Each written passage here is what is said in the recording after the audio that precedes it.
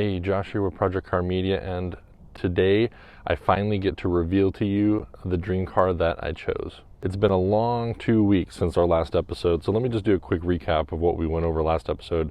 I narrowed my dream car search down to 4 cars: the BMW 1M, the Cadillac cts-v second generation, the Acura NSX, and the Ford Shelby GT350. If you've seen my Instagram over the last couple days, I made 2 posts, and each one was a hint on which car I was leaning towards. The first one said that the car was red. So you should know that the 1M only came in black, white, and orange. So that car was eliminated off of that post right there. The second post I made yesterday was that the car was naturally aspirated.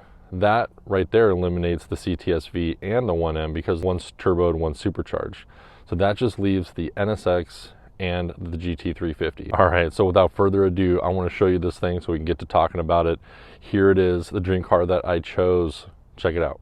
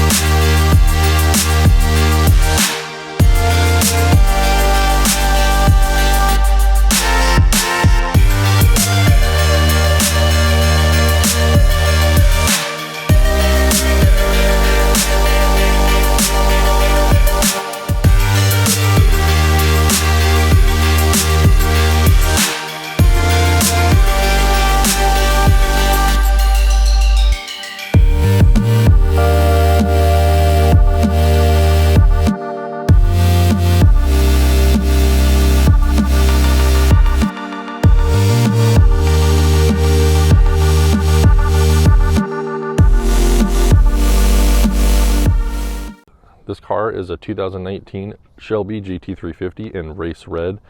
It has a 5.2 liter flat plane crank V8 that puts out 526 horsepower and 429 pound-feet of torque, and it also redlines at a staggering 8,200 RPM. It does 0 to 60 in 4 seconds flat and does the quarter mile in 12.3 seconds at 119 miles an hour. All right, so there it is, my 2019 GT350. You're probably all wondering why I chose this car over the NSX, and it probably tripped you up a little bit just because it's like the same NSX red almost. But really the reason why I chose this car out of all the other ones was that I loved the backstory. I can fit in it with the helmet. It's new, so it has like the newer features. It has all of the things that I wanted in a car. I have plenty of leg room. The seats are really comfortable. And the car itself just is absolutely amazing. It handles, at least from what I've driven so far, just handles awesome.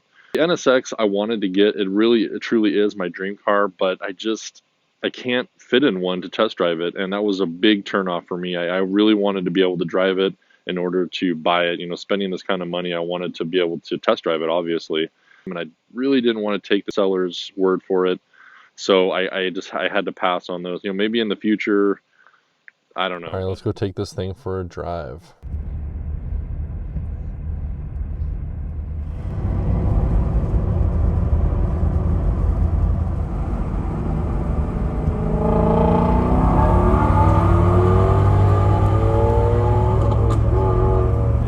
It feels small inside, like you're in a small car, but at the same time, you feel like you're driving this tank, and it's super solid feeling. I love it. And the exhaust, I mean, it can be really quiet if you want, it can be really loud if you want. And just listen to this second gear. Woo! Oh my gosh. Oh, this thing. This thing is going to scare the hell out of me on the track. I know it. And I can't wait for it. I've been wanting that so bad. I needed a car that I didn't know the limit to, and this car is definitely that. It's going to take me a long time to get used to the track in this car and basically get used to its limits before I want to start doing upgrades, you know. Oh God, it sounds so good.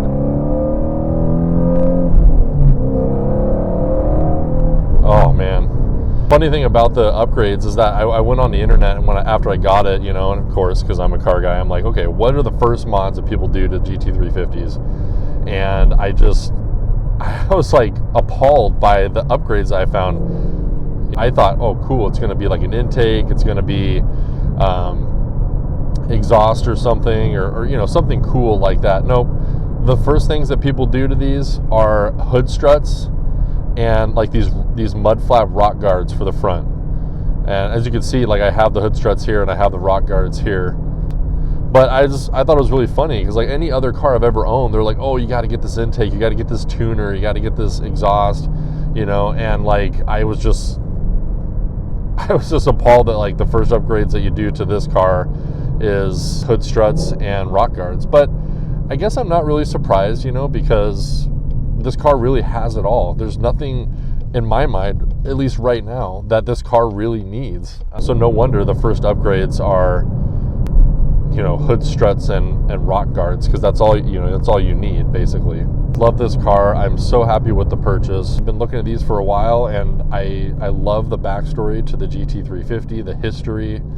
I love what they did with this car. You know, they didn't just take the Mustang GT engine and like, you know, soup it up or anything. No, they made a whole new engine specifically for this car. It only comes in this car, the 5.2 liter flat plane crank, and that's what allows it to rev out to 8,200 RPMs, is that flat plane crank. And I just love that. So this thing really had everything that I wanted. It was the things I was looking for if I was going to get a GT350, was that it was a 2019 plus, that had no race stripes, and that it had the handling package.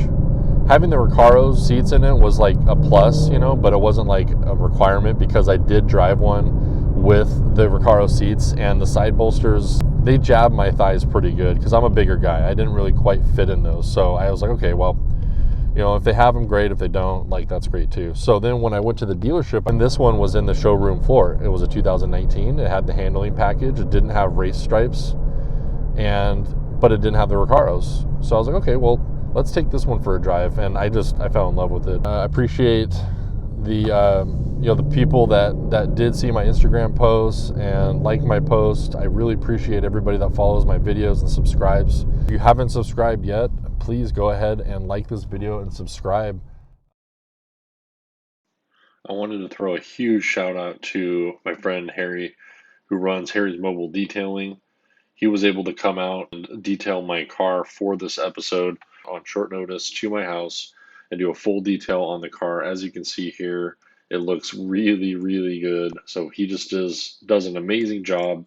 So I definitely encourage you guys to check him out. His website's here. I'll also put it in the description below. Go check him out. There's been a lot of COVID cases rising in this area lately, and so I've decided, at least for the next couple months, I'm going to do episodes where I'm sitting at my computer, kind of like I did the last episode, and I'm going to be going through different car-related things. The reason is because I haven't been very careful lately with the whole COVID thing, and I just need to. So I'm going to kind of stay away from people and featuring people's cars for now.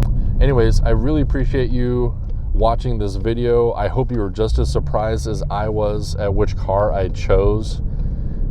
And leave some comments. Let me know what you guys think. Did you think I was going to choose the NSX? Did you think I was going to choose the GT350? What do you think of the GT350? What are your thoughts? Do you like it? Is it too big for you?